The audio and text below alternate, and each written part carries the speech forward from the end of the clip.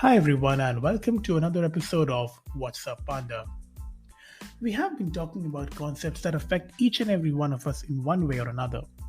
There are so many more elements that guide our behavior, actions, and even thoughts and decisions in our day-to-day life that we aren't even aware of.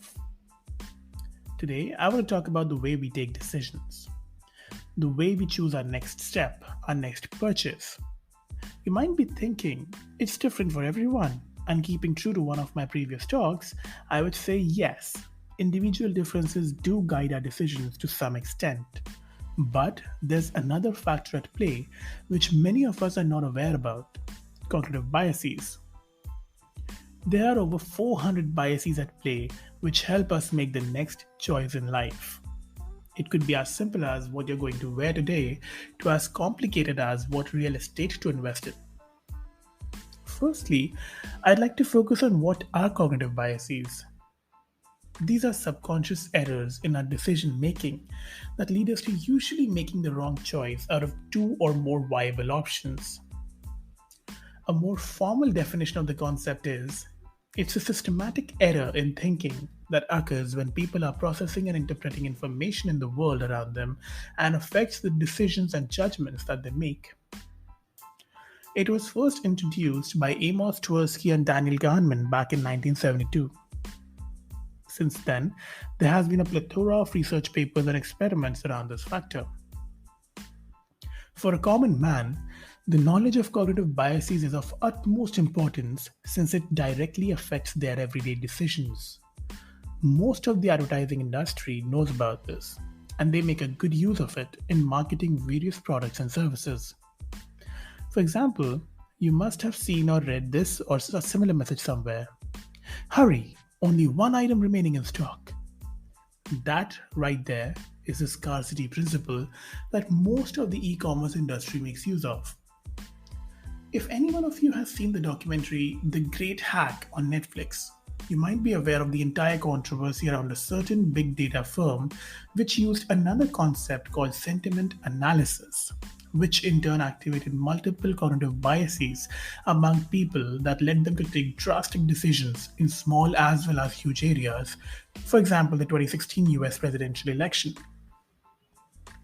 Sentiment analysis, also referred to as opinion mining, is an approach to natural language processing or NLP that identifies the emotional tone behind a body of text.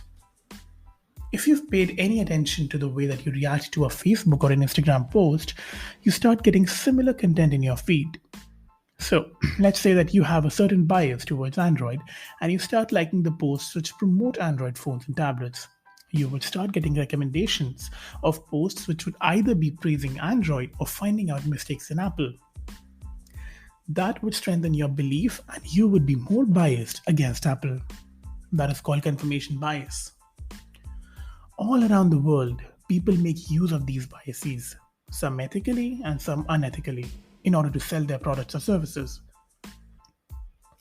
If you have seen an advertisement which shows your favorite celebrity endorsing a specific product, you would be more inclined towards buying that particular product as compared to its competitors, which might even be better than that one. It happened with me once. I was head over heels for a particular Bollywood actress, and when I saw her advertise a brand of phone sometime around the time when I was planning to buy one myself, I went ahead and bought it.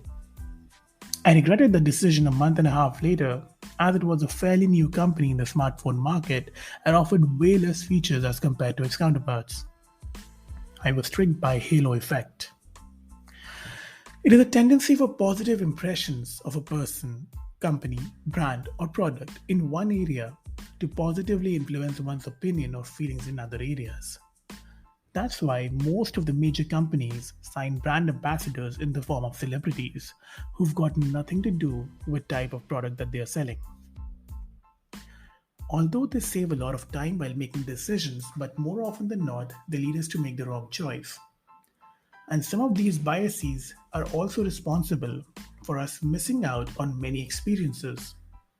For example, a cognitive factor called spotlight effect, which is a psychological phenomenon by which people tend to believe that they are being noticed more than they really are. is constantly in the center of one's own world. An accurate evaluation of how much one is noticed by others is uncommon. That makes us self conscious more than usual, and we tend to avoid doing certain activities that we would do when no one was watching. For example, dancing at a club in the rain, or any event for that matter, or even taking an initiative at creating a video, a reel, or any such thing which would make us be in the spotlight. All in all, there are multiple biases and factors at play in our day to day lives that we don't even think about. Mostly because most of us are unaware of their existence.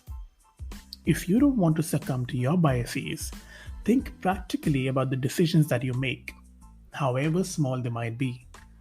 Don't just go on your instincts. Until next time, keep listening to What's Up Panda.